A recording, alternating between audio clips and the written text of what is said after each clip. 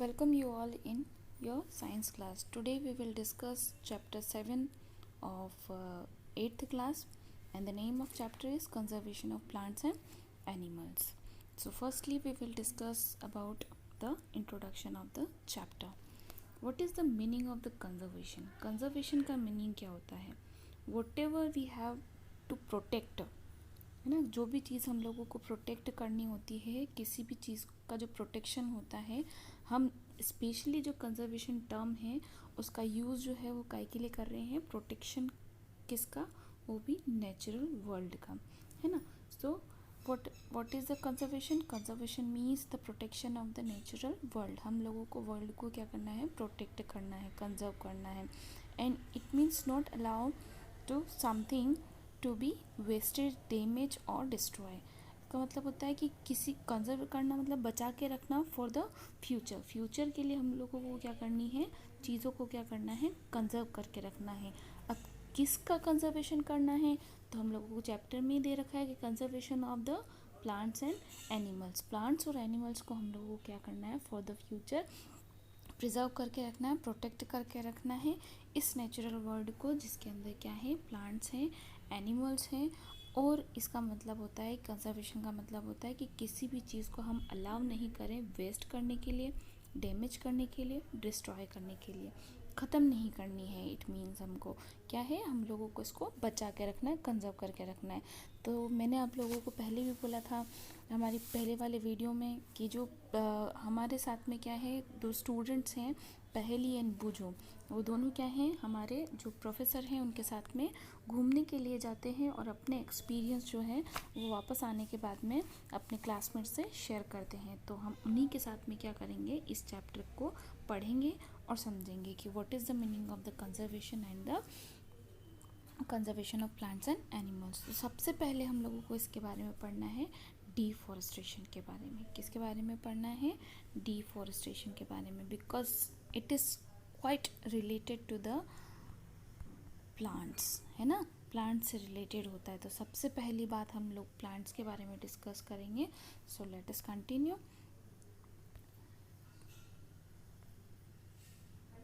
Deforestation and it's causes. हम लोगों को जो है प्लांट्स को बचाने के लिए या सेंचुरीज़ को बचाने के लिए और एनिमल्स को बचाने के लिए कुछ एफ़र्ट्स लेने पड़े, है ना. कुछ चीज़ें करनी पड़ी जिसके कारण हम क्या कर सकते हैं? उनको बचा सकते हैं. तो उसमें से सबसे पहले किस चीज़ से बचाना था? तो सबसे पहली बात हो गई कि डिफॉरेस्टेशन से. डिफॉरेस्टेशन क्या होता है? पेड़ों की कटाई करना, है ना. सभी को पता होता है it means that cutting of the forest, है ना. और उस लैंड को क्या करना है? हमारे खुद के पर्पज़ के लिए हम लोगों को क्या करना है? और ह्यूमन बीइंग के खुद के पर्पस के लिए उसको क्या करना है? इन सब जो फॉरेस्ट से, जो जंगलों से जब हम पेड़ों को हटा देते हैं, जो ज़मीन बच जाती है उसका यूज़ करते हैं. तो हम इसको क्या बोल रहे हैं? दैट आर द कॉजेस, है ना. डिफॉरेस्टेशन मीन्स क्या हो गया? पेड़ों की कटाई करना, है ना. कटिंग ऑफ द फॉरेस्ट या जंगल को सफ़ा कर देना, ख़त्म कर देना, और उस लैंड को हमारे लिए खुद के पर्पस के लिए क्या करना?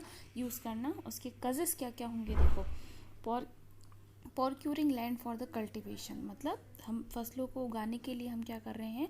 उस लैंड का यूज़ कर रहे हैं. इसके अलावा हम बिल्डिंग्स, हाउसेस, फैक्ट्रीज बनाने के लिए क्या कर रहे हैं? उस ज़मीन का यूज़ कर रहे हैं, उस लैंड का यूज़ कर रहे हैं, ना. किसका? जहाँ पे कि क्या थे? फॉरेस्ट थे, घने जंगल थे, और हम उनको क्या कर रहे हैं? धीरे धीरे करके ख़त्म कर रहे हैं.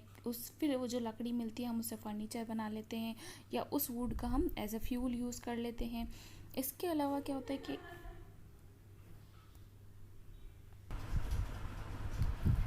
नेक्स्ट है नेचुरल कॉजेज़. नेचुरल कॉजेज़ क्या होता है कि हम लोगों को क्या करना पड़ रहा है? हमने पढ़ा है कि जो आर्टिफिशियल कॉजेज़, जैसे कि हम लोगों के द्वारा जो क्या किया जा रहा है, अगर पेड़ों की कटाई की जा रही, कटिंग ऑफ फॉरेस्ट किया जा रहा है, तो हम लोगों को किसके लिए कर रहे हैं? कल्टीवेशन के लिए, हाउसेस बनाने के लिए, फैक्ट्रीज़ बनाने के लिए, या वुड को इस्तेमाल करने के लिए, फर्नीचर बनाने के लिए. लेकिन इसके नेचुरल कॉज भी होते हैं, प्राकृतिक नुकसान भी जो होता है इसके वजह से. तो नेचुरल कॉज जो होता है वो क्या होते हैं? They are the forest fire, मतलब जंगल के अंदर आग लग जाती है, सूखा पड़ जाना, सीवियर ड्राफ्ट, है ना. ये इसके क्या होते हैं? नेचुरल कॉज होते हैं.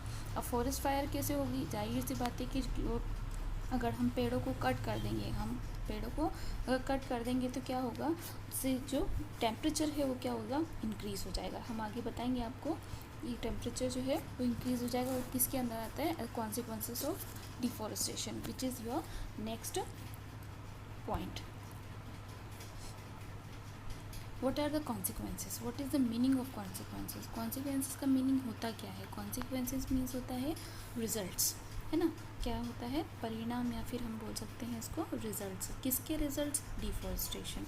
अभी हम डिस्कस करके आएंगे डिफॉरेस्टेशन क्या होता है, कटिंग ऑफ फॉरेस्ट, है ना। अब कट कर रहे हैं फॉरेस्ट को तो उसके जो रिजल्ट्स होंगे, कॉन्सिक्वेंसेस क्या हो सकते हैं।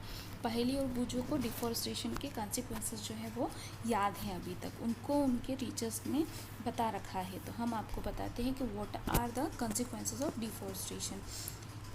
डिफॉरेस्टेशन होने के कारण सबसे पहली चीज़ अभी आपको बताया मैंने कि टेम्परेचर जो होगा वो क्या हो जाएगा, इंक्रीज़ होगा। अगर पेड़ कट जाएंगे तो कार्बन डाइऑक्साइड जो होती है वो कंटिन्यूसली आपके एटमॉस्फेयर में बढ़ती चली जाएगी, जिसके कारण टेम्परेचर इंक्रीज़ होगा। पोल्यूशन लेवल जो है अर्थ के ऊपर वो भी क्या हो जाएगा, इंक्रीज़ हो जाएगा।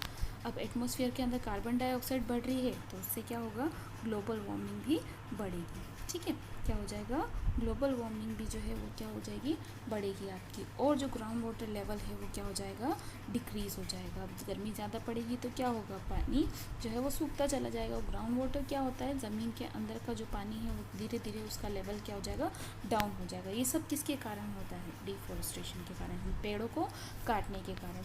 इसके अलावा जो है disturbance the balance in the nature, पूरी तरीके से जो नेचर के अंदर जो बैलेंस बना रखा है वो क्या हो जाएगा, डिस्टर्ब्ड हो जाएगा। और जो प्लांट्स, जो ज़मीन है, लैंड है आपकी, उसकी फर्टिलिटी क्या हो जाएगी, कम हो जाएगी। और नेचुरल कैलामिटीज़ के चांसेस भी जो हैं वो बढ़ जाएंगे। नेचुरल कैलामिटीज़ मीन्स क्या होता है, जैसे कि प्राकृतिक आपदाएं, है ना। नेचुरल कैलामिटीज़ का मतलब होता है प्राकृतिक आपदाएं, जिसमें आता है फ्लड्स आपका, है ना, बाढ़ वगैरह आ जाती है, या फिर ड्राफ्ट, सूखा पड़ जाना, है ना। ये सब क्या होते हैं, नेचुरल कैलामिटीज़ होते हैं। तो इनके बारे में क्या था कि जो प्रोफेसर अहमद थे उन्होंने पहले से पहेली और बूझों को बता रखा था। और आप लोगों के भी अब समझ में आ चुका होगा कि फॉरेस्ट की जो कटिंग होती है उसके कारण हम लोगों को कितनी सारी प्रॉब्लम्स जो है वो झेलनी पड़ती है। नेक्स्ट जो चीज़ होती है desertification. What is the meaning of desertification? Desertification क्या होता है, जाहिर सी बात है कि अगर अपन डेजर्टिफिकेशन को 2 पार्ट्स में अगर डिवाइड कर देते हैं तो क्या कहला जाता है, डेजर्ट, है ना। फर्स्ट वर्ड क्या निकलता है, डेजर्ट मीन्स जो लैंड है आपकी, जब हम क्या करेंगे, पूरी तरीके से जंगल जो है उसको ख़त्म कर देंगे, साफ़ कर देंगे, तो लैंड जो होगी वो आपकी काइव के अंदर कन्वर्ट हो जाएगी, डेजर्ट्स के अंदर कन्वर्ट हो जाएगी। क्यों? क्योंकि उसकी फर्टिलिटी तो आप लोगों ने क्या कर दी है, रिड्यूस कर दी है प्लांट्स को कट करके। क्या हो जाएगी, लैंड जो है वो डेजर्ट के अंदर कन्वर्ट हो जाएगी। और इसी को हम क्या बोलते हैं, डेजर्टिफिकेशन बोलते हैं। यही बात समझ में आपको, है ना। नेचुरल कैलामिटीज़ ऑलरेडी बताया मैंने कि फ्लड्स, ड्राफ्ट, इन लोगों को नेचुरल कैलामिटीज़ कहा जाता है। That are the consequences of the deforestation. आप लोगों को डेजर्टिफिकेशन समझ में आया? Desertification means the land converted into the deserts, desert के अंदर कन्वर्ट हो जाएगी। और फर्टिलिटी कैसे रिड्यूस होती है, जैसे कि आपने सुना होगा सॉइल इरोजन के बारे में, है ना। जब कभी हम क्या करते हैं, पेड़ों को कट करते हैं तो आपको पता है कि जो पेड़ होते हैं उनकी जो रूट्स होती हैं वो क्या करती हैं, सॉइल को पकड़ के रखती हैं। अगर अब ये इनको हम कट कर देंगे तो क्या होगा, जो सॉइल है वो क्या हो जाएगी, ढीली पड़ जाएगी वहाँ से। और जब भी कभी आपकी रेनफॉल होगा तो पानी जो होगा वो मिट्टी को बहाकर अपने साथ में कहाँ पर ले जाएगा, नदी नालों में ले जाएगा। तो पर्टिकुलर जगह की जो ह्यूमस है, नहीं है तो जो मिट्टी है वो कहाँ पे चली जाएगी, बहकर, और नदी में चली जाएगी। जिसके बाद में क्या होगा, आपकी जो जगह जो रेन है, रेन की वजह से क्या हो गया, वो जो ह्यूमस है वो कहाँ पे चली गई है, सी के अंदर या फिर पॉन्ड्स के अंदर, लैक के अंदर, यहाँ पर जो है वो ट्रांसफ़र हो जाती है। और उसके बाद में पर्टिकुलर जगह क्या हो जाती है, वो लैंड जो होती है वो काय के अंदर कन्वर्ट हो जाती है, आपकी डेजर्ट्स के अंदर कन्वर्ट हो जाती है। ठीक है, नेक्स्ट है आपका, अब हमको क्या करना है कि ये सब चीज़ें जो हो रही है, ये जो डाउनफॉल हो रहे हैं, इनको हमको क्या करना है, बचा के रखना है। इस से हमारी अर्थ को जो है वो सेव करके रखना है। तो हम क्या करेंगे, हम लोगों को कंजर्व करना है। तो किसको कंजर्व करना है, हमको फॉरेस्ट को कंजर्व करना है, वाइल्ड लाइफ को कंजर्व करना है। तो हम लोगों को पता चल गया कि डेजर्टिफिकेशन के इफ़ेक्ट्स क्या होते हैं। तो अब हम लोगों को चिंता हो रही है कि हमको करना क्या है। हमारे साथ साथ पहेली और बूझो दोनों को भी क्या हो रहा है, बहुत सारी चिंता हो रही है। They are worried about the how to conserve the forest and the wildlife. हम लोग कैसे बचाएं फॉरेस्ट को, वाइल्ड लाइफ को कैसे बचाएं। तो प्रोफेसर अहमद उनको इसको बचाने के लिए चीज़ें बता रहे हैं चैप्टर के अंदर। तो सबसे पहली बात वो बताते हैं बायोडाइवर्सिटी के बारे में। What is the meaning of biodiversity. देखो, आप सभी को पता है कि हमारी जो अर्थ है उसके ऊपर छोटे से छोटा जीव, मीन्स आपने चींटी देखी होगी, है ना, आंट यहाँ पे देखी है आपने, ब्लू व्हेल यहाँ पर देखी है आपने, ठीक है, ब्लू व्हेल सभी को पता है, शार्क वगैरह मछली वगैरह सब आपको मालूम है। ब्लू व्हेल भी देखी है, आंट भी देखी है। आंट कितना छोटा जीव होता है और ब्लू व्हेल जो होती है वो बहुत बड़ा होता है। तो छोटे से छोटे ऑर्गेनिज्म और बड़े से बड़े ऑर्गेनिज्म भी क्या कर रहे हैं, अर्थ के ऊपर सर्वाइव कर रहे हैं। तो सब मिलाकर क्या कर रहे हैं, अर्थ के ऊपर ही रह रहे हैं। बायो का मीन्स होता है लिविंग, है ना, और लिविंग के अंदर क्या आ रहा है, आंट भी आती है, ब्लू व्हेल भी आती है, लायन भी आता है, कैट भी आती है, सब यहाँ पर ही है। तो ये सब मिलाकर क्या कहलाता है, बायोडाइवर्सिटी कहलाता है, ठीक है। तो ऐसे biodiversity it is that the part of the earth in which the living organism exist which supports the life. Biological diversity और biodiversity is refers to the variety of organism existing on the earth and their interrelationship with the environment known as the biodiversity or biosphere. Okay, now they are going to watch the biosphere reserves, है ना। कुछ protected areas जो हैं उनको देखने के लिए पहेली और बूझो क्या करते हैं, अपने सर के साथ में क्या करते हैं, घूमने के लिए जाते हैं। तो वो डिस्कस करते हैं पहले कि हम लोगों को घूमने के लिए कहाँ जाना है। तो they selected a place and the name of place is Pachmarhi. क्या नाम है प्लेस का, पंचमढ़ी नाम है। आप लोगों ने भी सुना होगा पंचमढ़ी बायोस्फीयर रिज़र्व के बारे में। तो वो वहाँ पर क्या करते हैं, पंचमढ़ी बायोस्फीयर रिज़र्व में घूमने के लिए जाते हैं, है ना। जो पंचमढ़ी बायोस्फीयर रिज़र्व के अंदर घूमने के लिए जाते हैं, वहाँ पे क्या होता है, उन्होंने सुन रखा होता है बहुत सारे प्लांट्स और एनिमल्स के बारे में। वहाँ पर बहुत सारे प्लांट्स और एनिमल्स जो हैं वहाँ पर सर्वाइव करते रहते हैं और वो सिमिलरिटी रखते हैं कहाँ के एनिमल्स और प्लांट से, हिमालयन पिक, जो हिमालय पिक है वहाँ के जो एनिमल्स हैं, जो प्लांट्स हैं, उनसे सिमिलरिटी रखते हैं। कहाँ के प्लांट्स और एनिमल्स, पंचमढ़ी के, ठीक है। तो वो वहाँ पर क्या करते हैं, उनको देखने के लिए जाते हैं, बिकॉज उनको वहाँ पे पता है कि यहाँ पे जो प्लांट्स और एनिमल्स हैं उनकी जो वैरायटी है वो बहुत ज़्यादा यूनिक है ना। तो वहाँ पे क्या करते हैं, वहाँ पे जाने के बाद में, कहाँ पर, पंचमढ़ी बायोस्फीयर जाने के बाद में क्या करते हैं, जो माधव जी हैं, एक एम्प्लॉय हैं, अपन कहीं पे भी जाते हैं तो एज अ गाइड किसी को हायर करते हैं ना, ऐसे ही यहाँ पे क्या किया है, हमने भी एक गाइड हायर किया है जिनका नाम क्या है, माधव जी। और उनके साथ में क्या करते हैं, पूरा पंचमढ़ी बायोस्फीयर रिजर्व जो है वो घूमते हैं और माधव जी उनको बताते हैं कि जो हम लोगों ने क्या कर रखा है, जैसे हम लोगों के जो एफ़र्ट्स होते हैं, पर्सनल एफ़र्ट्स होते हैं, सोसाइटी के एफ़र्ट्स होते हैं, उनके साथ साथ में क्या कर रखा है, गवर्नमेंट एजेंसीज ने भी कुछ ऐसे एरियाज़ बना रखे हैं जिनसे कि क्या हो सकता है, प्लांट्स को या वाइल्ड लाइफ को, फॉरेस्ट को कंजर्व करके रखा जा सकता है। जिसमें सबसे पहले आता है वाइल्ड लाइफ सेंचुरी, नेक्स्ट है नेशनल पार्क, फिर होता है बायोस्फीयर रिजर्व। तो अब हमारे दिमाग में ये चीज़ें आ रही होगी कि वाइल्ड लाइफ सेंचुरी किसको बोलते हैं, नेशनल पार्क किसको बोलते हैं और बायोस्फीयर रिजर्व क्या होता है ना। तो लेट अस डिस्कस।